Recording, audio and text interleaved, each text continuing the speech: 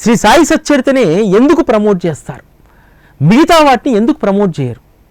బాబా మార్గంలో ఉన్నటువంటి ప్రతి సాహిత్యాన్ని సాయి టీవీ ప్రమోట్ చేస్తుంది, సచ్చరితను ప్రమోట్ చేస్తుంది. సాయినాథ స్తవనమంజరి, భజనమాల, అష్టోత్తర శతనామావళి బివి నరసింహస్వామి రాసినటువంటి ఇవన్నీ కూడా చేస్తుంది కదా.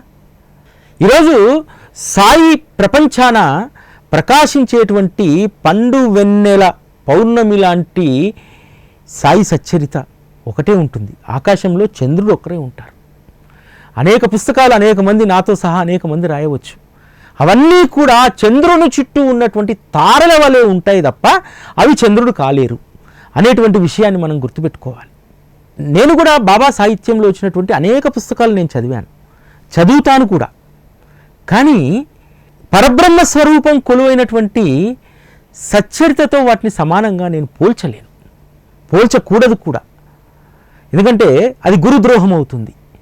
సాక్షాత్తు బాబాయే నేను రాసుకున్నానన్నారు కదా, ఇది నా స్వరూపం అన్నారు కదా. బాబా స్వరూపంతో మరొక దానిని పోల్చేటువంటి అంత సాహసం నేను చేయగలుగుతానా? చేయలేను కదా.